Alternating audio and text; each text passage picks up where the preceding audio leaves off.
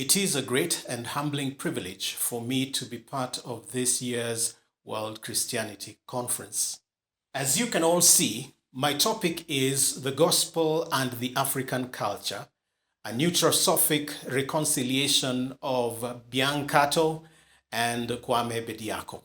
These two are some of the greatest theological minds from the African continent. Sadly, both of them are not with us. They've gone to be with the Lord.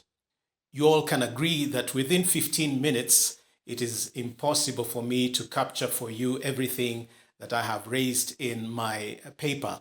So what I'll do is belabor a few terms and then look at the theoretical framework in particular that informs my reconciliation work. And then I will outline very briefly the tension areas between the two theologians. So the first term here is gospel. I like the broad definition of the gospel that is given to us by Prophet Isaiah. In fact, Jesus Christ consummates this when he comes to the synagogue in Luke chapter 4 and applies it to himself. This is what Isaiah defines the gospel to be, and you will note it is very comprehensive. Isaiah says, "The Spirit of the Sovereign Lord is on me, because the Lord has anointed me to preach good news to the poor.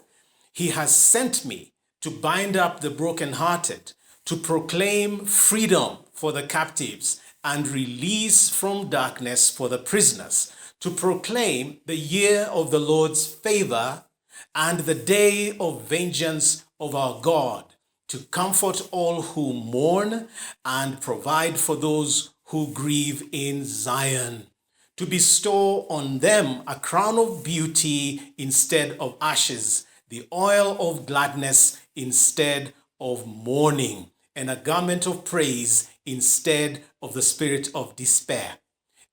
That is the gospel. And I think Pope Francis captures it very well in his Evangelii Gaudium, the joy of the gospel, because the gospel is total. Now that leads me to African culture. Many of you would agree with me that there is no single African culture. So it would be more appropriate to talk about cultures. Just the same way you cannot talk about European culture without being over generic. Because in Europe you have Germans, you have the Spanish people, you have the French, you have the English, you have the Italians, etc. And in the same way, when we talk about African culture, we're not talking about this one big culture that is practiced by the Nigerians, by the Kenyans, by the Zimbabweans, and by the Moroccans. No, it is many cultures in one. However, in my paper, I'm using culture to mean the general traits, norms, values, and taboos shared by a people in a general geographical or environmental area. And so I'm arguing that there are certain things, beliefs, practices, norms, taboos that the people of Africa agree on as a way of life. I will skip the term Neutrosophic for just a bit because I want to raise it as my theoretical framework. And so let me belabor reconciliation.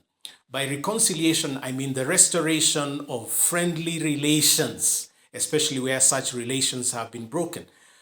You can look at it as reuniting or removing animosity or pacification or appeasement or placation. You could also talk about settlement, rectification, resolution, mending, remedying, compromise, concord, amity, name it.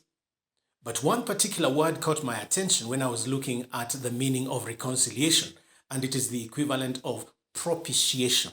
That's right. Does that ring a bell for any one of you in the book of 1 John? That is what Jesus has become for us. For me, I come to this with a solemn mandate. It's not just academic. I come to it in view of what Jesus said in Matthew 5:9. "Blessed are the peacemakers, for they shall be called the children of God." And this brings me to my main term in the presentation, that is Neutrosophy. I am doing a Neutrosophic reconciliation of Biancato and Kwame Bediako.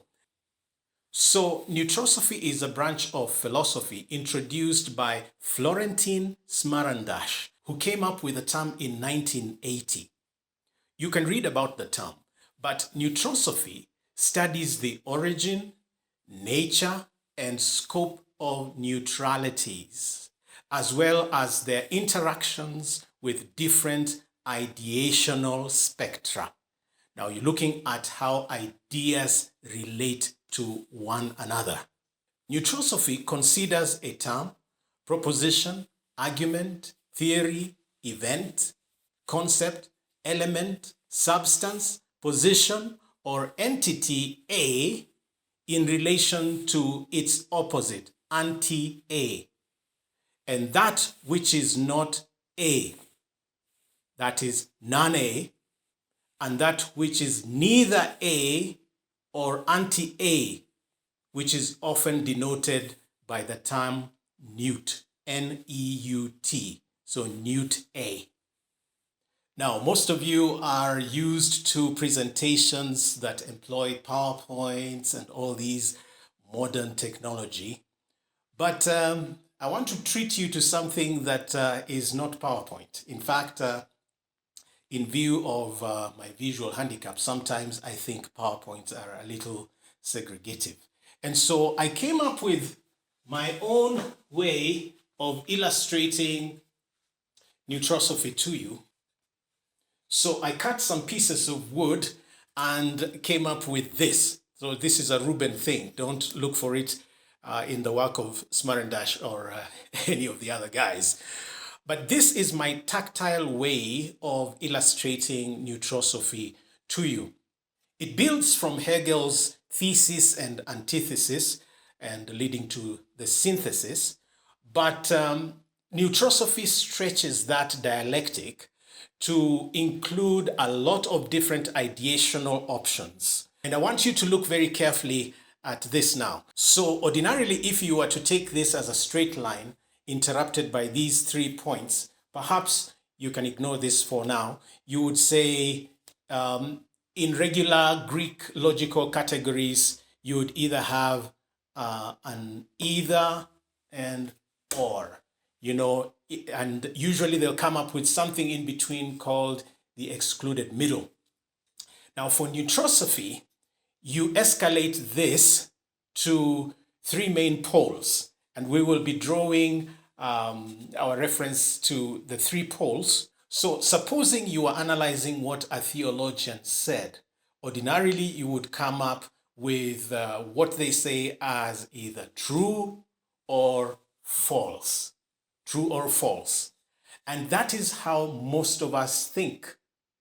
Even if you were to go to Greek logic, you would say it's either or, and then you talk about the excluded middle. My argument is that this excluded middle is actually not excluded.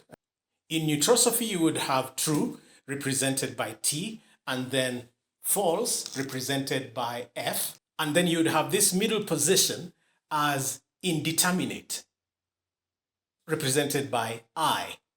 So what Neutrosophy does is takes somebody's argument, and because you're looking at the various ideational spectra, you would look at what is presented as true or false, depending, of course, on what else comes in between. And so if you have something you're not so sure of, you would put it here as indeterminate. But now follow me. The point is that you could actually contrast this T with this I, or you could contrast this I with this F, or you could negate all of these 3, or you could negate any of these 3. In fact, in between, you could also come up with other ideational spectra that could be contrasted with other ideational spectra. So you could have a concept here contrasted with a concept here, or you could have a concept here contrasted with a concept here. And each of these could be contrasted with any other. You could contrast this concept here with the I, or you could contrast this here with this one, or this one with this one, or this one with this one, or this one with this one. Or you could contrast this one with this one. Or you could even contrast this one with this one. So the options are many. Now, what does this mean to our discussion? So our tendency to often categorize and say a theologian is evangelical or liberal, is conservative or ecumenical, is classical or contemporary. This, in effect, is our problem, and Neutrosophy tends to solve that. We read a thesis or dissertation and then draw our conclusions and say, this is what they say, therefore this is where they fit. That's how people read Karl Barth, that's how they read C.S. Lewis, and that's how they read and categorize someone like Chesterton. And I guess in part that's the mistake that Biancato as well as Kwame Bediako make when reading each other. And as a result, they don't hear one another. I am proposing that Neutrosophy is capable of helping us move beyond the polarization and help us to see what people include in their theologies as well as what they exclude. I'm also arguing that we are often too quick to judge a theologian or any writer by categorizing them. We forget that each theologian is a product of the schools they have attended, the professors that taught them, the books they have read, the places they have lived in, and the people they have interacted with. The kind of environment and history and tradition that has produced the theologians is vast. So which are the main areas that Biancato and Kwame Bediako disagreed on, and how might Neutrosophy lend some reconciliatory hand in helping them agree? There are many areas, but allow me to mention 5. First of all, what they say on salvation. Now, Cato is seen to be saying that salvation is through the cross of Christ, yes, but devoid of any traditional religious support. So culture does not have much to do with salvation. Bediako, on the other hand, says that salvation, yes, is through the cross of Christ, but it is aided by culture, that culture helps us to understand the message of the gospel and therefore receive that salvation. Neutrosophy would argue that the two of them should not be read in exclusion. It would insist that we look at the meaning of the cross of Christ, the meaning of culture, and how the gospel is preached and how it's understood, and all these ideational aspects would come to play in understanding how we receive the gospel. Now, on the evangelical-ecumenical divide, there is a big dispute. In his book, Theological Pitfalls in Africa, Cato argues that evangelicals are faithful to the calling in Jude verse 3 to contend for the faith without any kind of infiltration. On the other hand, he assumes that ecumenicals are not exclusive, that they are too accommodating. For that reason, he sees the Association of Evangelicals of Africa and Madagascar, AEAM, to be more pure in faith than the All Africa Conference of Churches, AACC. Neutrosophy would insist, what does AEAM stand for? What does AACC stand for? Instead of picking one strand of a point you do not agree with and then labeling somebody to belong to a non-Christian movement.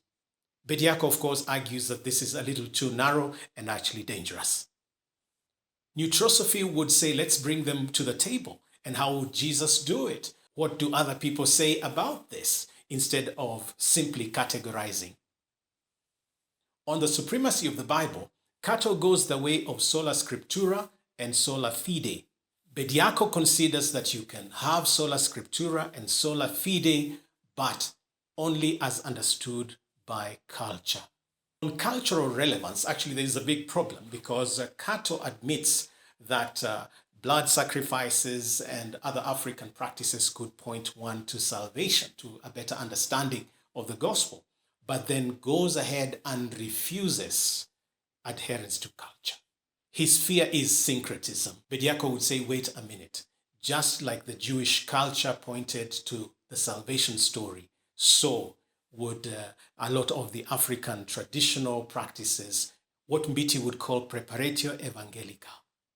And lastly, on identity, the big question is, can you be an African and a Christian at the same time? Both of them wax long on this particular one, and none of them seems to hear each other. In fact, this is one of the points of tension that ought not to be there. Neutrosophy would therefore say, just listen to one another and take time and think through what others are saying. Think through what you have excluded and what you could also include in this discussion.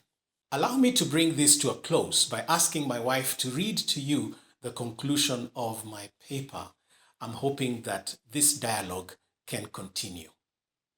As we bring this discussion to a close, we shall point out the weaknesses and strengths of both Cato and Bediako in their approach to the gospel presentation in the African context, and then show how a neutrosophic wedge would be useful in reconciling them, as well as others who discourse at all on the relationship between Christianity and the African culture. Before doing this, we must, however, make a very important observation here regarding what theology is all about.